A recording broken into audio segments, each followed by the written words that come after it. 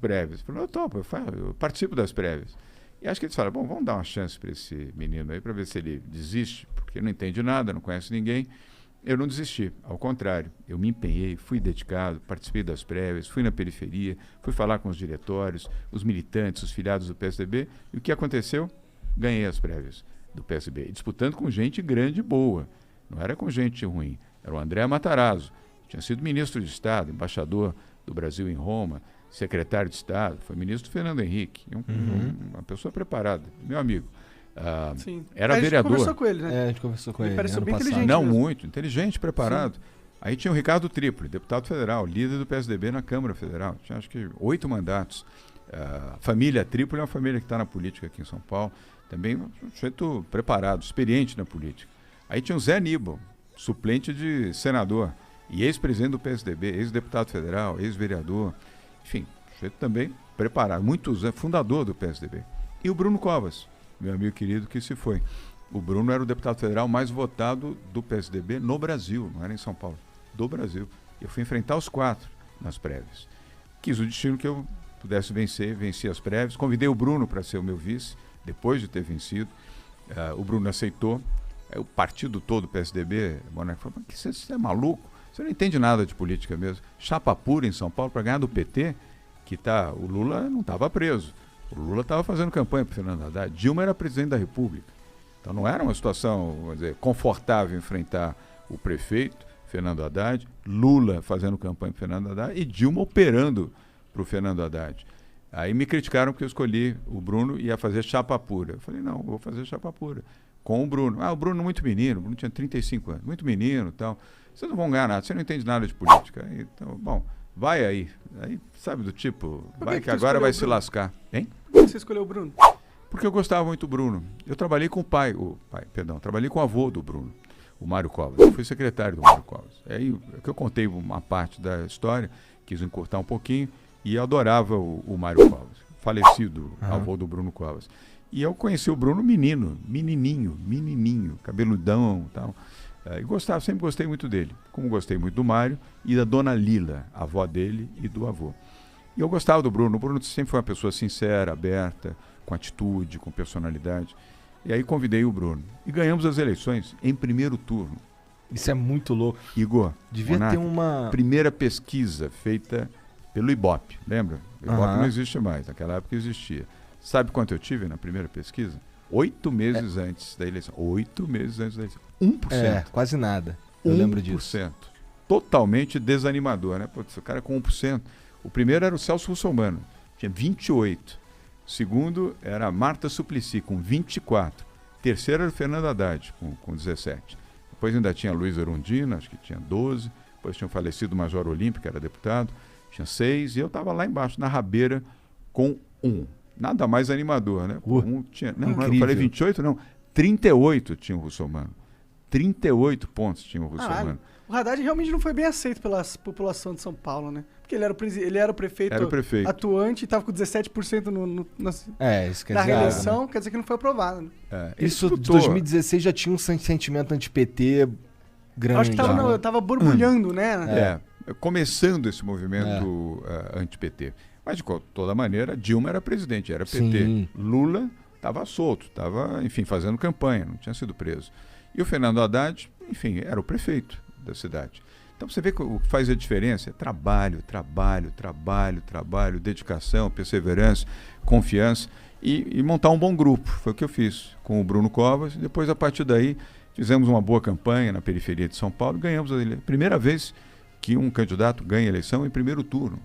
Em São Paulo? Primeira vez. Sério? Nunca. Na história? Na história. Caralho. Foi só essa vez, com 53. Saímos de 1 e fomos para 53. Que é muito maluco, A que tu atribui essa virada fenomenal, assim? Trabalho, dedicação e verdade. Não, não dá dica nenhuma, pô. Como que Não, e eu fui ali também o anti-PT.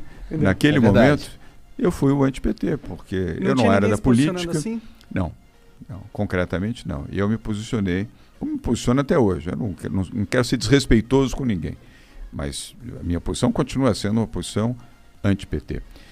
Mas eu não quero com isso também ser grosseiro com ninguém, nem condenar ninguém que, enfim, goste do PT ou que tenha a preferência pelo PT. Mas, naquela circunstância, era a minha posição, continua sendo até hoje, também daqui com toda a liberdade e toda a sinceridade. Depois, em 2018, o PSDB precisava de um candidato para disputar o governo, porque não queriam entregar para o Márcio Cuba, o Márcio França, que era do PSB, Partido Socialista Brasileiro. E quem é que tem chance aí para ganhar do Márcio França? Aí, Márcio Cuba. Márcio Cuba. O João Dória. Putz, mas eu sou prefeito, eu não estou com vontade de sair, não. Se não for você, o PSDB vai perder a eleição. Depois de 30 anos ou 28 anos como governo, vai perder o governo para um partido de esquerda, para o PSB, Partido Socialista Brasileiro. Putz, pensei, aí tá bom. Vou lá, tive que renunciar à prefeitura. Não é fácil renunciar um mandato. Eu tive mais de 3 milhões de votos. E a população deve ter ficado meio puta, né? Claro que ficou, né? Com razão. Você foi eleito para aquilo, depois você teve que renunciar para poder defender o governo. Mas eu entendi que eu fazia aquilo, eu ia criar uma enorme frustração dentro do PSDB. E eu sou corajoso. Aí eu topei, falei, tá bom, vamos lá. Aí fui disputar outra prévia. Prévia, mesmo tendo sido prefeito, fui disputar prévias. Aí mais 3 outros candidatos bons também disputando as prévias em 2018. Resultado, ganhei as prévias, depois ganhei a eleição. Antes de continuar o vídeo, eu tenho um recado para você que ainda não é inscrito aqui no canal. Inscreva-se no canal, ative o sininho das notificações para não perder nossos conteúdos. Tendo feito isso, muito obrigado pela sua inscrição e fique agora com o restante do vídeo. Para o governo de São Paulo. Então O Márcio França realmente chegou perto de ganhar? Ele foi competitivo, foi para o segundo turno, sim. Entendi. No primeiro turno tinha 13 candidatos, tinha o Paulo Scaff, tinham muitos candidatos. O Celso Russomano de novo disputou, aliás começou liderando, depois caiu. Tinham vários candidatos disputando. E ele foi para o segundo turno, foi um candidato competitivo. Deu trabalho, mas nós ganhamos. Agora você viu, disputei 2 eleições em 3 anos e venci as 2 eleições. Eu estou com 4 anos e meio de vida pública. Eu adoro o que eu estou fazendo, gosto de ajudar as pessoas, gosto de ajudar principalmente quem mais precisa. Como eu vivi essa experiência do outro lado, sem dinheiro, com dificuldade, sem dinheiro para pagar a luz, minha mãe chorava toda noite, enfim, essas coisas que você não esquece, a dificuldade que você não esquece. Mas ao invés de ficar revoltado, eu transformei tudo isso em aprendizado, Igor. Tudo isso para melhorar a minha condição de acreditar nas coisas, ter fé em Deus. Eu sou católico, faço as minhas orações, acredito, faço as minhas preces, agradeço, peço desculpas, eu faço a minha autocrítica também. Que quando você fala com Deus, você faz a sua autocrítica. Você pode fazer os seus pedidos. Deus, mas é importante ter autocrítica e pedir perdão. Errei, fiz errado. Não é só pedir e não é só agradecer, é também reconhecer quando você erra. Então tudo isso me ajudou e eu comecei muito precocemente tudo.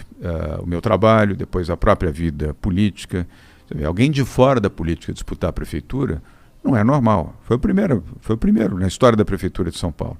Alguém ainda, vamos dizer, recém-ingressado na política, disputar o governo do estado de São Paulo e ganhar, também foi um fato inédito. Há quem diga que você foi um dos primeiros dessa nova leva aí que está rolando na política, né? Que está rolando meio que um outsiderismo, né? Que cada vez mais entra em evidência. Tipo, as pessoas elas não querem votar num cara que estava lá, que é o establishment, que é o cara de sempre. Elas estão sempre buscando agora alguém que é um novo. Alguém que, um cara que eu nunca votei na vida, uma nova opção que é totalmente diferente. Isso aconteceu. Em 2016, Monarca, foi exatamente o que aconteceu. Foi exatamente isso que aconteceu. Já em 2018, já era um clima diferente. Bolsonaro era candidato a presidente. Era o Bolsonaro versus Fernando Haddad. Porque o Geraldo Alckmin perdeu no primeiro turno. Eu votei no Alckmin no primeiro turno. Fui leal ao meu partido, ao PSDB. Mas no segundo turno eu não ia votar no PT. Eu ganhei do Fernando Haddad, como é que eu ia votar no PT? Eu fui anti-PT também. Mas como milhões de outras pessoas, também fui enganado pelo Bolsonaro. Né? Você foi enganado ou você fala assim, faz sentido aqui, cálculo político, vamos lá? Não, foi o cálculo político, mas enfim, ele tinha uma proposta liberal. Ele dizia que ia combater a corrupção. Mas você realmente acreditou? Realmente teve alguma coisa dentro de você que falou, vai que esse cara... Eu falo isso porque eu também votei nele no segundo turno. Sim. Primeiro eu votei no Amoedo. Mas eu também falei assim, gente boa, eu gosto do Amoedo. Vai que a gente coloca um maluco lá e em vez ele quebra o negócio de um jeito legal, entendeu? Vai que... Mas não foi o que aconteceu, né, infelizmente. Mas, Monarca, foi exatamente isso. A mesma situação sua foi a minha, não sei no caso do Igor, mas e milhões de pessoas, enfim, eu não ia votar no PT. Eu nunca votei em branco na minha vida. Nunca anulei meu voto. E quero dizer aqui para vocês, nunca vou votar em branco e nunca vou anular meu voto. Sério? Por princípio. As próximas eleições vão ser difíceis, Por princípio, por Se for princípio. o segundo turno Bolsonaro e Lula, Não, mas eu nós vou vamos- anular, com certeza. Não vai assim. ser. Tem coisa melhor do que Lula e Bolsonaro. Tomara, porque eu fico meio triste. Caralho, nossa, não faz isso comigo. Imagina, Lula e Bolsonaro de novo, essas são as opções do Brasil. 200 milhões de pessoas. Tem muito tempo E aí ainda, você Monarca. tem fígado e rabo pra comer. Tem muito. Eu gostei dessa. Mas tem muito tempo ainda pela frente. Tem muito jogo. Outra coisa que a gente aprende na política, Monarca, a política cada dia é uma eternidade. É diferente do nosso tempo.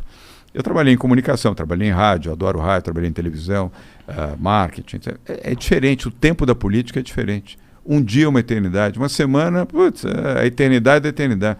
Um ano, então, é a eternidade plena. Nós estamos a 1 ano e 5 meses da eleição, tem muito tempo Sim, ainda. muita coisa Isso pode foi algo mudar. que tu aprendeu vivendo isso? Foi. O tempo da política não é o nosso tempo, é diferente. É um outro tempo. Cara, Então, e um você pouquinho... precisa respeitar isso também. Um pouquinho...